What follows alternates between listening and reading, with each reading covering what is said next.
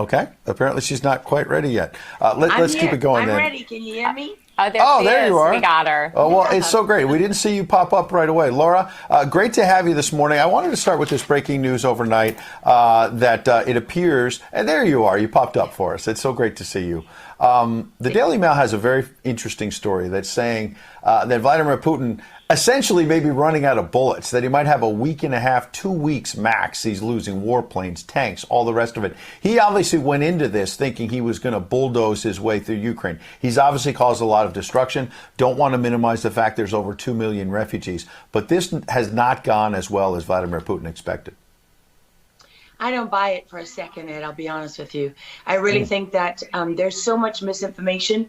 We've never really seen anything like it. I mean, I've been covering wars now for 35 years, and I have never seen people with their nails done in the Ukrainian flag, right? I mean, we're being corralled into this box where we either have to hate Vladimir Putin and believe everything evil that's said about him and love Ukraine, and there's no in between. And that reminds me a lot of, you're either, a white supremacist, or you go with the Democrat narrative on everything under the sun. So Vladimir Putin knew exactly what he was doing when he went into Ukraine. The Russian military isn't perfect. They, for example, I've spoken to multiple defense specialists and intelligence specialists from a Defense Intelligence Agency who've studied the Russian military for years. They do have a difficulty mounting complex air operations because they do very little training hours in comparison to, for example, the United States air assets, right, our fighter jet pilots. But Russia is not struggling. What Russia has done from the very beginning has been very strategic. They didn't go straight to Kiev. They went to all those bioweapons laboratories that are scattered all over the country. Some of them they built, so they know where they are. They've known where they are since the Soviet Union, because under the Defense Threat Reduction Program, we went in after the fall of the Soviet Union and supposedly turned those facilities from bioweapons labs into public health labs. Although, these days it's hard to believe anything that our leaders tell us, because they've lied about COVID, they lied about Russia collusion, they lied about the Ukraine impeachment trial, and there's so much more going on in Ukraine that nobody is talking about. You see such dishonesty when it comes to the history of Ukraine. You see dishonesty when it comes to the Azov battalion, which is funded by the US and NATO. I mean, you can find pictures of them online holding up the NATO flag and the swastika at the same time. Their own emblem contains the black sun of the occult, which was a Nazi SS emblem. And it also contains the sideways, lightning insignia of the SS. I mean, this is on throughout the Ukrainian military. You can see that black sun of the occult on their body armor, even on the female soldiers who are paraded in front of the world as being, such an example of Ukraine's independence and spirit and nobility. Even they are wearing the black sun of the occult. And, the White House wants you to believe, well, this doesn't matter. It's just a small number of troops. It's not true. The Azov battalion has been murdering its way through eastern Ukraine. Yeah. We don't want to admit this. This was why Crimea voted for independence. This is why Crimea wanted to be with Russia. Because we in the media, in the Western media and in the West, won't acknowledge the reality of what's gone on. Western Ukraine backed the Nazis. It was a headquarters for the Nazi SS. The CIA under Alan Dulles actually gave immunity from prosecution to the Nazis of Ukraine from the Nuremberg trials. So there's a long history of the United States and our intelligence agencies funding and arming Nazis in Ukraine. These are not like new neo-Nazi groups that sprung up. These are the actual Nazis from the Second World War, who, if you go back to the Nuremberg trials, said that they were planning for a 1,000-year Reich.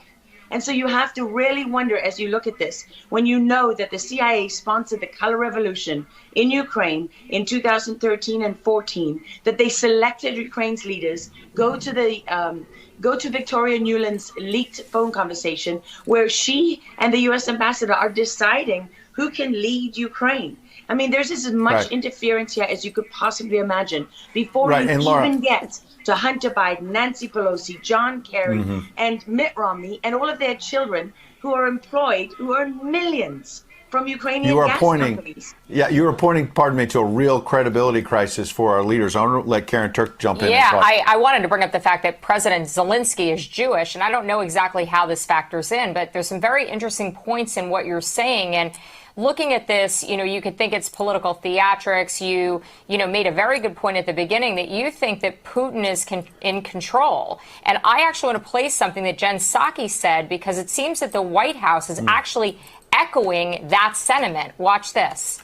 Well, the end game is really a question for President Putin. We have completely crushed his economy. We have provided military assistance, humanitarian assistance to the Ukrainians, enabling them to fight back for far longer than the Russian leadership anticipated. And again, he has to determine what the path forward looks like for him. Thanks, everyone. He's determining what this looks like, and I think that's a lot of what you said, Laura. I'd love to get your thoughts on that, what you just watched. What troubles me about the moment that we're in is that we have such a selective and a narrow reading of history. President Zelensky may be Jewish, but he's not the only one in this who suffered during the Second World War, whose ancestors suffered, right? I mean, look at Putin. How many relatives did he lose in the siege of St. Petersburg? People don't know their history. They don't know what made Vladimir Putin. And I'm not I'm not defending him. I don't need to defend Vladimir Putin. My job as a journalist is to try to understand what is the truth here. I don't like being lied to. And we're being lied to on an epic scale. When we're told your only choice is you have to be 100% with Zelensky, who's a puppet, who you can find on the internet in black stilettos and leather pants, with shirtless, doing a spoof Dancing with the Stars kind of entertainment video. That's a mock of a Ukrainian group that does this kind of satanic occult type of music video. And I mean, Zelensky was selected, like so many of our leaders. And honestly, with big tech and with election fraud these days, we don't know how many leaders all around the world have been selected for us and weren't actually voted in. But what we do know is that there are increasing problems with technology and the digitization of our world. Because look at what's happening with COVID. Look at what has happened globally. We are fighting the same battles all over the world. To pretend that this war is about Russia and Ukraine is just a barefaced lie. If Putin has been warning for 15 years that he is not going to stand by while the globalists take over the world, build bioweapons facilities and whatever else they're doing in Ukraine, Ukrainian oligarchs. Ukraine has been a center of money laundering for many of the leaders in this country. For how long? Billions of US dollars have been laundered through Ukraine, and we say nothing about it. These are our tax dollars. I mean, before the impeachment trial, had you ever heard of anyone in the United States, us bringing in foreign governments to the White House for anti-corruption training? I mean, does nobody question these things? Why do we not question them? We have an idiot like Lieutenant Colonel Vindman, who goes at the impeachment trial and sits there as a lieutenant colonel. He didn't even make colonel. And he's telling the president of the United States what his policy should be. You have a traitor in the form of Maria Yovanovitch, who was Obama's ambassador, who's telling Ukrainian government officials, don't listen to the will of the American people. Don't listen to the election results. We are the true leaders of America. I mean, and then people object when the woman isn't even fired. She's given a cushy job for life at Georgetown University at the expense of the U.S. taxpayer.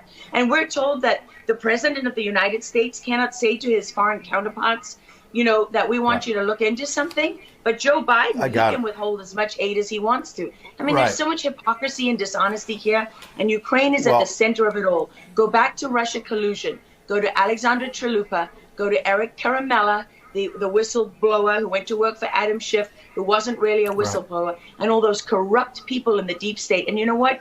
The deep state isn't a theory. It's not a conspiracy theory. It's an actual deep state. Look up the SES, the Senior Executive Service, because when that bureaucracy was ushered into law in the United States of America, that's when we got a bunch of unelected bureaucrats pulling the strings behind the scenes. And these are the people that keep lying to us. Absolutely. And pardon me, we've got a live chat where we're streaming on Getter, for example, and I'm watching it as you're talking. People are talking about how you're dropping truth bombs and you're a real journalist. And I know that, having worked alongside you for many, many years when you're at CBS and many other places. And maybe they didn't want to hear the truth, but you're dropping those truth bombs now. Unfortunately, we got to hit a break right now. We'd love to have you back in the days ahead. We'd love having you on. Lara Logan, thanks for joining us on Real America's Voice. Thank you so much.